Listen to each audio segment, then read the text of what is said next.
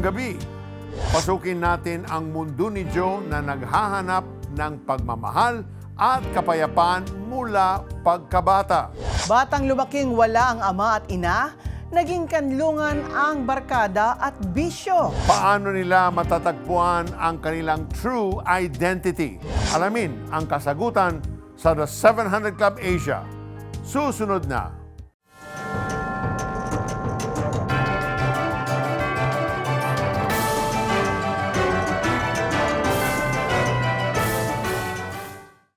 Sa murang edad ay naging saksi si Joe sa madalas na pag-aaway ng kanyang mga magulang.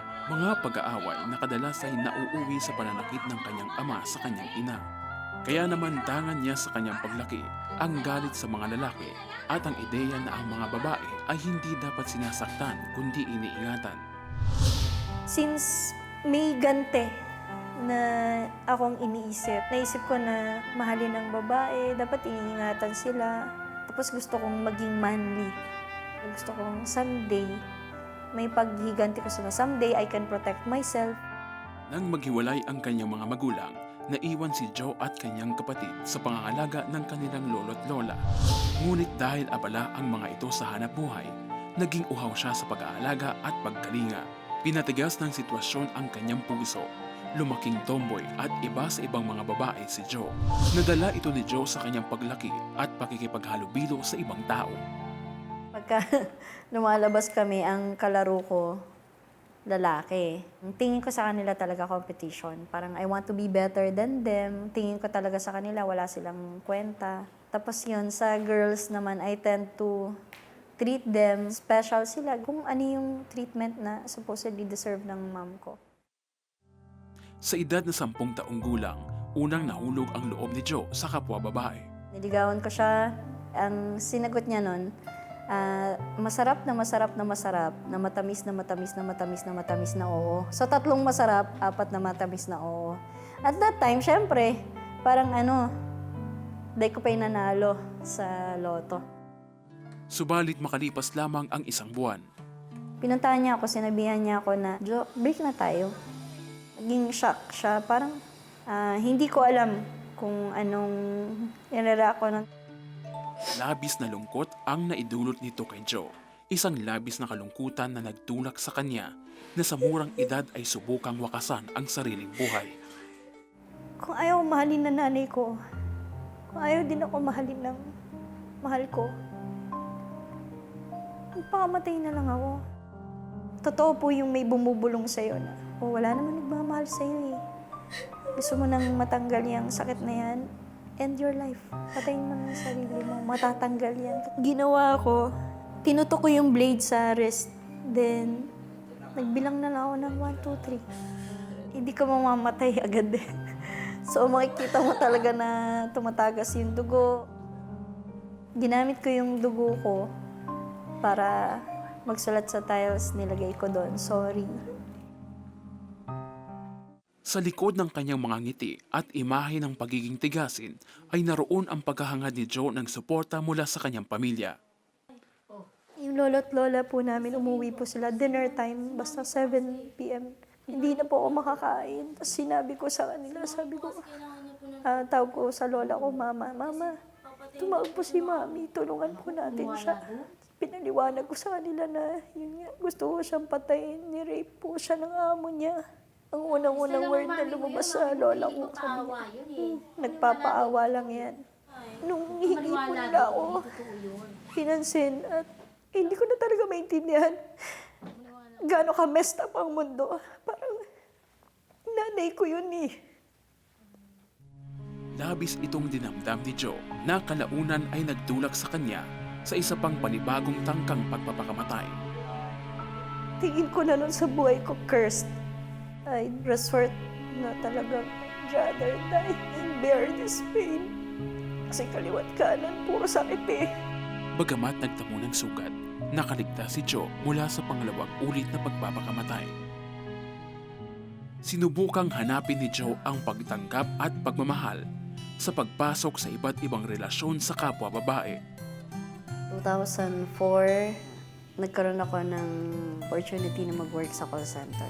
Doon ko pala makikilala yung long-time relationship ko. She became a part of our family. Nagkaroon ako ulit ng sense, mabuhay. Nagkaroon ulit ng kulay yung mundo ko. Nag-live-in kami. Siya yung love na akalain mong kaiingitan ng mag-asawa. Subalit sa loob ng 8 taong relasyon, nahulog si Jo sa bitag ng pagtingin sa ibang babae. Naghiwalay kami. Yung galit ko sa lalaki, yung galit ko sa mga unfaithful, sinampal sa akin ng Diyos yun. Taas ng pride ko para sabihin na hindi ako manloloko, hindi ako magkakamali, hindi ko gagawin ang mga ginagawa ng mga lalaki. Nagsimulang bumangon si Jo at pumasok siya sa pagnenegosyo. Hanggang isang paanyaya ang kanyang natanggap na nagbabago sa kanyang buong buhay. Sa tulong na may-ari ng tindahang kanyang inuupahan, nabahaginan si Jo ng salita ng Diyos. Nung nagba-Bible study na po kami, naipaliwanag po niya yung bridge illustrations, ano pa talagang ginawa ng Panginoon sa atin. Then, sakto-sakto yung pagdating ni Bishop noon. Sabi niya, Bishop, pag-pray mo nga siya. Pinag-pray po nila ako. The very moment na sinabi niya na tinatanggap mo ba ang Panginoong Jesus sa buhay mo? Pagsagot ko ng opo. Habang nakayuko po, ramdam ko po na parang may yumakap po sa likod ko. Parang may kinuha po sa akin na mabigat na mabigat. Unti-unti niyang tinatanggal. Ang tagpong ito ay nagbukas sa mga mata ni Jo sa tunay na disenyo ng Diyos sa bawat lalaki at babae. Matapos tanggapin si Kristo bilang Panginoon at sariling tagapagligtas, sinimulan niyang hakbangan ang pamumuhay na naaayon sa disenyo ng Panginoon sa kanyang buhay. Para ho akong natauhan. Yung first time kong nagising sa katotohanan. Na noon kasi nire-reject ko yan eh. Parang sabihin nyo nga sa akin kung saan nakalagay sa Bible yung bawal magmahal ng babae sa babae. This time, pinakita po ni Lord yun. Matapos maranasan ang grasya ng Panginoon, nagkaroon ng lakas ng loob si Jo na talikuran ang buhay ng pagiging isang tomboy at tuldukan na ang maling relasyon sa kapwa babae. Kung gaano kagibing ang Panginoon, hindi niyo ho expecting ko anong sagot na matatanggap ko. Pero sobra po. Ang sabi niya, oo, ako din. Ibig sabihin, sabay namin gusto na isuko yung buhay namin sa Panginoon.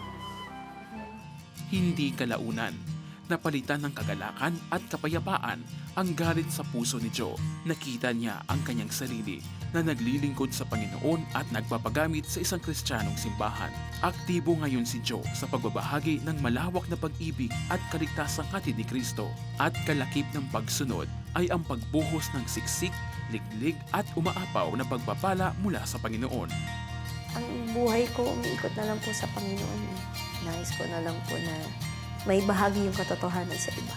Kasi makukulong pa rin po sila sa buhay na pagkakakilala nila kung hindi po nila makikilala ang Panginoon. Kung ano man po ang pwede ko pang ibigay sa Panginoon, ibibigay ko po.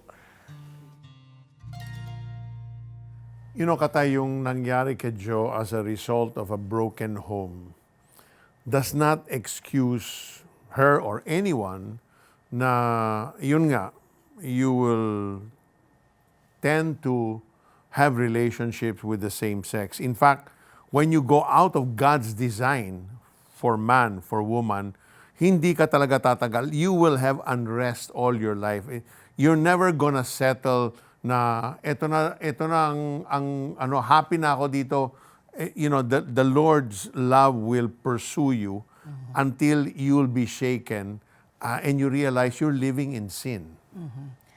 But I cannot blame Jo for looking for love, because she really felt so unloved, and it's just unfortunate that she found love in the wrong relationship, hindi ba? And sometimes kung sino yung nasa harap mo, you settle for that. Right. And yet, kung hindi naman yun ang intensyon ng Diyos para sa iyo, you will forever be searching, looking, and you'll always be failing, and feeling lost and feeling empty kasi hindi talaga akma yung same-sex relationship. Dahil the Lord designed a man and a woman so that at some point, especially in marriage, they become one, A woman and a woman cannot be one, and a man cannot be one physically, sexually. Hindi siya tugma. Kaya nakaka-frustrate 'yon para sa kagaya ni John. Nakita naman natin sa kanyang kwento. Buti na lang nalaman ni Joe kung sino siya, kung ano yung katunayan sa kanyang pagkatao, at may nagmamahal sa kanyang tunay. At yun ay ang ating Panginoon. Before anything else, the Bible tells us in Romans chapter 5, verse 8, that God loves all people, not because we have our lives perfectly figured out, but while we were still broken, searching, and hurting, Christ died for us. And His love is never selective, for His love embraces every person. Tama yan, Kata. At the same time, we want to say this with humility, clarity, and love. We stand on the fundamental truth revealed by God in His timeless Word, the Bible. Sabi sa Genesis 1:27, and God made man in His own likeness. In the likeness of God, He made him. He made both male and female. God created humankind in His image, male and female. He created them. So sex between a man and a woman in the context of marriage is designed by the author of love, not determined by our own feelings or preferences. Gusto rin naming maging malinaw. Hindi po namin gustong husgahan o kondenahin ang sinuman. Bagkus, iginagalang namin ang inyong pinagdaraanan. Ibinabahagi lamang namin ang testimony ni Joe para ipakita kung ano ang kayang gawin ng Diyos sa pusong handang lumapit sa Kanya, ang kapayapaan, pagmamahal, at relasyong handog ni Jesus sa ating lahat. And we believe that our identity is ultimately found in God, our Creator. It is He who defines us. And through Jesus Christ, anyone can experience transformation, healing, and a new beginning. No matter our past, no matter our struggles, God's grace has the power to restore and renew our lives. If you're watching right now and you're broken and you're longing for acceptance, you need healing, you need to find your purpose and a brand new start. If you want to experience the same freedom, peace, and identity that Joe found in Christ, we invite you to pray with us. This is not about religion or gender. This is about letting Jesus into your heart so He can begin His work of healing and transformation. Let's pray. Lord Jesus, I have come to the point in my own life where I realize I'm in one relationship after another and never truly at peace, never truly satisfied. And I feel a restlessness and a brokenness inside of me that is a cycle of pain. But now, Lord, I am surrendering everything to You. You are the author of life, and I know You love me unconditionally. Forgive me for all my wrong decisions, all the wrong relationships that I have entered to. Lord, I admit they are all sinful, and I need Your touch. I need Your forgiveness. And so now, Lord, I decide, may I invite You into my life to be my Lord, to be my Savior, to be the God that will journey with me and bring lasting peace and healing and purpose in my life. Do this for me, Lord. You died on the cross and rose again so that I can have this freedom right here, right now. Thank you, Jesus, for loving me. This is my prayer in Jesus' name. Amen and amen.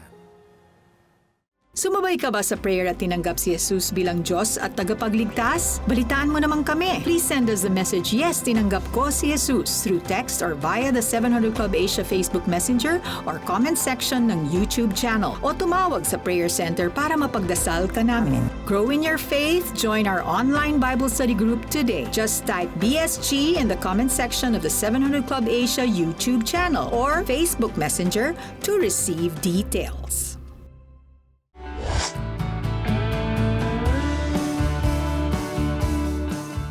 Di lahat ng preso nasa selda. Sa isang iglap, nawala siyang lahat. Diyos ang nasa cancer. Pero lahat ng bilanggo Daddy, tignan mo, pinagpipray tayo. pwedeng maging malaya.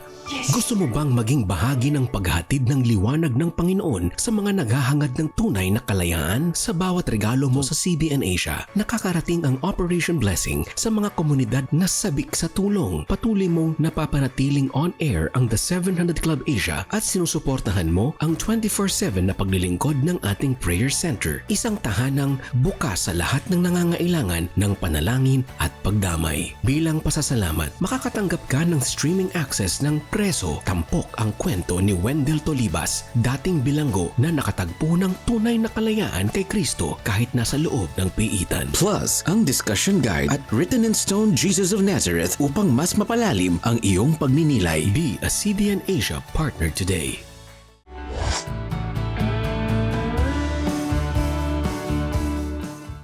Naglalaro siya ng chess noon sa kapitbahay. Tapos dinampot siya.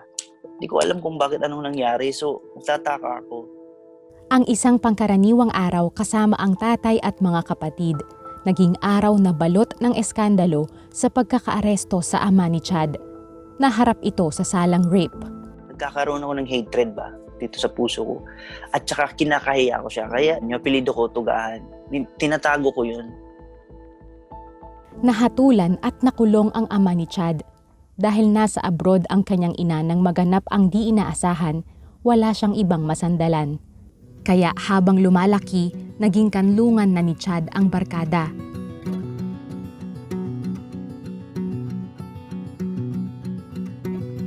Naging miyembro din siya ng isang gang na akalay kapalit sa wasak niyang pamilya. Pero ito pala ang kanyang ikapapahamak. Dumating yung mga kalaban namin. Tapos sabi ng mga kasama ko, uy, andun sila oh, tara, lusog tayo. Tapos sinabi nung isa sa akin na, Chad, dyan ka lang, huwag kang kami lang doon. Parang urge ako nga na lumaban din sa kanila. So lumusob ako lang mag-isa. Tapos nung paatras na ako, tumakbo na ako, natamaan ako dito sa likod ko ng bato. Parang nawalan ako ng malay. Tapos yung paa ko natapilok. Nahagip ako ng mga kalaban ko. Yun, 4 silang sumaksak sa akin. Nagtamo ng 13 saksak sa leeg, dibdib at likod si Chad. Pero ilang oras pa ang binilang bago siya naisugod sa ospital kaya halos maubos na ang kanyang dugo. Sa bingit ng kamatayan, tumawag siya sa Panginoon. Sabi ko, Lord, huwag mo muna po akong kunin kasi ang dami ko pang gustong gawin sa buhay ko. Sabi ko sa kanya, Lord, bigyan mo ko ng another chance po kasi ayoko pa pong mamatay. So nakakita ko ng sign. Parang isang heart ba na sabi ko sa kanya, Lord, salamat po. Alam ko, bibigyan niyo po ako ng isa pang tsansa. Sumailalim siya sa operasyon at himalang nadugtungan ang kanyang buhay. Isang grupo ng mga Kristiyano na bumisita sa ospital ang tumulong kay Chad na makilala si Hesukristo. Pinapasok niya ang Diyos sa kanyang puso. Pero ilang linggo lang ang lumipas nang siya'y gumaling. Bumalik na naman sa maling gawain si Chad. Hanggang sa... Yung barkada ko na kasama ko mag-drugs always, sabi niya sa akin na, Chad, wag na tayong pumunta doon sa lugar na magde-drugs tayo. Sabi ko sa kanya, saan pa tayo pupunta? Sabi niya sa langit daw. Sabi kong ganun, ha? Bakit naman?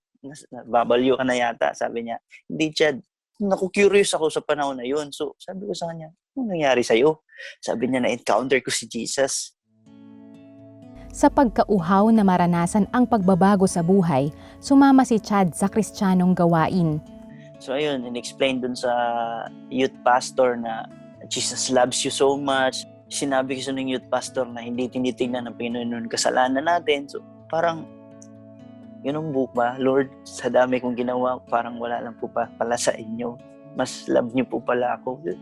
Lay down ko lahat. Umiyak na talaga ako. Tapos humingi ako ng patawad sa kanya. Ang pangkaraniwang araw na iyon ay naging makabuluhan sa pagsuko ni Chad ng kanyang buhay sa Panginoon.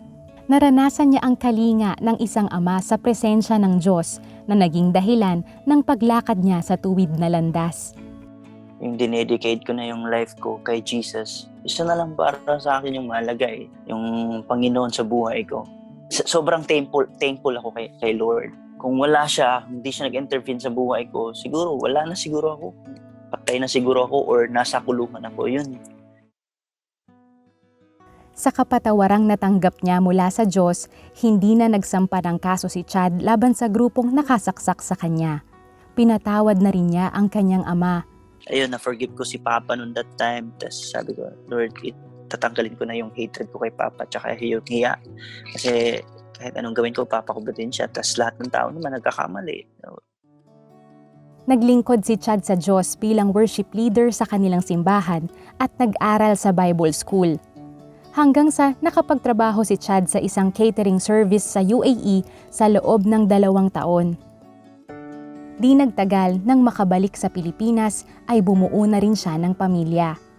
Bilang isang asawa at ama, walang ibang nais na iparana si Chad sa kanyang mag-ina kundi ang pag-ibig na galing sa Panginoon. Doon ko na experience yung naging whole ako ba. Kasi dati parang may kulang. Pero nung na-receive ko si Jesus, na-experience ko talaga yung love niya, yung guide niya sa buhay ko, ito yung dapat gawin, yung kulang na experience ko sa parents ko is si Jesus yung nagpuno lahat.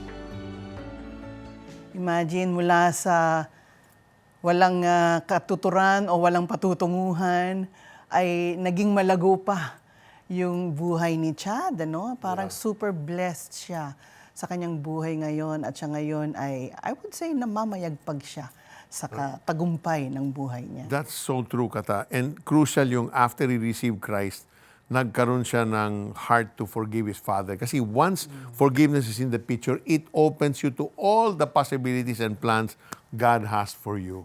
That's right. Maybe like Chad, you know what it feels like to be trapped by choices you never wanted to make.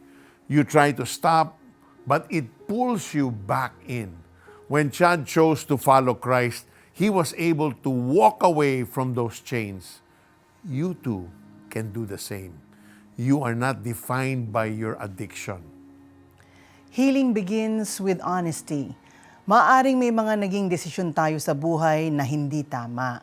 Pero ang pag-amin sa katotohanan iyon ay hindi para hatulan ka, kundi para tulungan kang makita na may pagkakataon pa para magbago.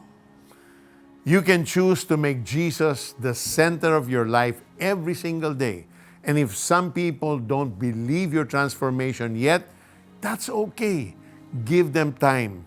Let them see the change through your life, not just your words. Walang taong perpekto dahil tayo ay nagkakamali. Lahat tayo nagkakasala. Kaya kung ikaw man ay madapang muli, huwag kang lalayo. Sa halip ay lumapit ka sa Diyos na kayang bumuhat at magbangon sa iyo muli. Minsan, ang tunay na kagalingan at kalayaan ay nakakamit natin kung ating haharapin ang ating mga lumang sugat, mga sakit na nakaraan, at mga nakasanayang pattern sa buhay. Kaya malaking hakbang ang paghingi ng tulong, maaring mula sa isang counselor or mentor or iyong pinagkakatiwalaang kaibigan. Isa itong mahalagang bahagi ng pagbangon at paghilom. Right now, if something inside you is saying, I need help, I want to be free, don't wait. Today, let's bring this issue to God and let's ask God to heal us and to help us. Panginoong Diyos, marami pong nanonood sa amin ngayon na nagsastruggle sa kanilang mga kasalanan. May mga temptasyon na hindi nila maiwasan. Nandyan na ang pornography, nandyan na ang ibang babae o ibang lalaki pa man din na hindi naman nila asawa. Lord, kayo pong nakakaalam ng lahat at nakikita po ninyo itong mga pagkakamaling ito at itong mga struggles na ito. Ngunit alam namin, Panginoong Diyos, na handa kayong tumulong, handa kayong magpatawad, handa kayong magpabago sa isang tao. Kung kaya yung mga nanonood ngayon and you're suffering with addiction to pornography, to even sex, or even you are tempted na sumuway sa inyong pag-aasawa, in the name of Jesus, just receive right now the forgiveness of God and receive your healing because God can heal you and God can change you. Meron din mga nanonood na punong-puno ng galit, hindi mo mapatawad yung mga nagsamantala sa iyo nung ikaw ay bata pa. Alam ng Diyos kung ano yung nangyari sa iyo. At alam niyang ito ay iyong dinidibdib at hanggang ngayon, you are suffering with this. But God wants to free you right now. Gusto niyang ikaw ay makaligtas mula sa bitag na ito ng unforgiveness because God has forgiven you as well for all of your shortcomings at iyong pagkakamali. Kung kaya kapatid, yung nagkulang sa iyo, yung nagsamantala sa iyo, patawarin mo siya in the name of Jesus at bahala ang Panginoong Diyos na ikaw ay kanyang ipaghiganti dahil God is the God who avenges us. So in Jesus' name, please forgive mga kapatid. Release your forgiveness to these people and receive your healing as well in Jesus' name. Amen. And Kata, there's a person watching right now, pagod na pagod ka na kasi you're in and out of drug rehab and you're saying yourself, ayoko na Lord, I need your help. The Lord is releasing His mighty grace on your life and He's doing a work in your body. The clutches of drugs, the chains of drugs is broken this very moment. You will not be tempted to desire drugs. Tinatanggal ng Panginoon yung desire mo for drugs. Right now, receive that miracle in your life, kapatid, in the name of Jesus. Amen and amen. Kata, may aabangan tayo ngayon this coming Holy Week mula sa CBN Asia. Don't miss Ako'y Sayo, a story about identity, struggle, and discovering God's transforming love. It follows the story of Andrea, a talented teenager gifted in soccer and singing, but quietly carrying deep wounds from her past. As she searches for acceptance and belonging, she finds herself caught in an inner battle, wanting to follow God, yet struggling with temptation and confusion about her identity. Starring CJ De Guzman and Junaika Santarin. Watch Ako'y Sayo this April 3, Good Friday on GMA 7.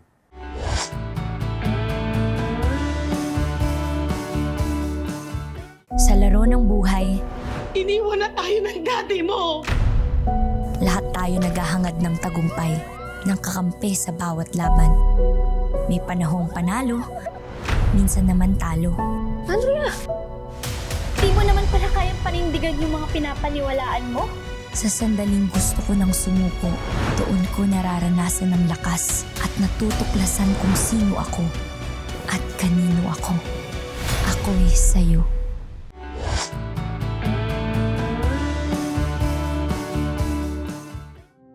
As Israel faces an intense conflict with Iran and near constant missile barrages, the nation's most vulnerable are caught in the crosshairs.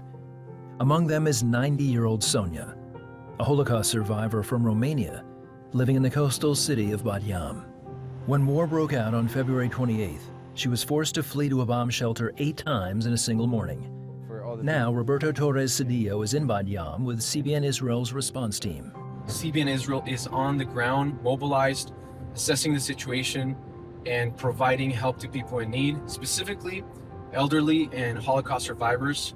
In Bat Yam, there are several that are unable to leave their home, their apartment in a safe way. As you know, because of their age or health problems. They can't leave fast enough. And when that siren goes off, you got about 1 minute and 20 seconds to move from where you are and get to the miklat, get to the bomb shelter. And many times they're not able. And this can be a matter of life or death. Sonia's mobility issues mean the shelter is often out of reach, leaving her vulnerable every time the sirens wail. In her moment of greatest need, she turned to a familiar source of hope. Sonia knew CBN Israel had her back in the past, and she knew she could trust them to see her through this crisis too. Thanks to the donors of CBN Israel, we're able to be here on the ground and give them tangible hope. Sonia's life changed the moment CBN Israel arrived to move her out of Bat Yam and into safety. This immediate intervention is only possible because you choose to give. Your support ensures that even during war, people like Sonia can find the stability and peace of mind they so desperately need. Ako, napaka-importante ng mga bomb shelter na yan, at handa ang Israel sa mga missiles na dumarating. Unfortunately, yung mga kapitbahay nilang Arab countries na binomba rin ay walang preparation na ganyan dahil hindi nila ina-expect na pati sila ibobombahin. So Israel is ready for that. However, as we saw in the story, mahirap talaga para sa mga matatanda at maging sa mga caregivers kagaya ng Pilipina. Yeah. How can they rush to the bomb shelter? Exactly. No? Yung Pilipina na matay doon sa yeah. pagbomba kasi talagang inalalayan niya yung kanyang matanda at hindi sila umabot. Yeah. Kung siya lang ililigtas niya yung sarili niya, kaya niyang tumakbo dahil bata right, siya. right. Pero may alaga siya. Mahal niya siyempre yung kanyang lola, di ba? Unfortunately, hindi sila nakaabot. That's so true. And we salute her, Katano. We salute the family. You know, her story reminds us that behind every headline about war and missile attacks are real people, elderly individuals, families, and innocent civilians, especially children, who are simply trying to live their lives in peace. Nagpapasalamat talaga tayo sa Diyos para sa mga organisasyon at mga taong handang tumulong agad sa panahon ng krisis. Sa pamamagitan ng CBN Israel team, ligtas na nailika si Sonia at nailipat sa isang tahimik at mas ligtas na lugar.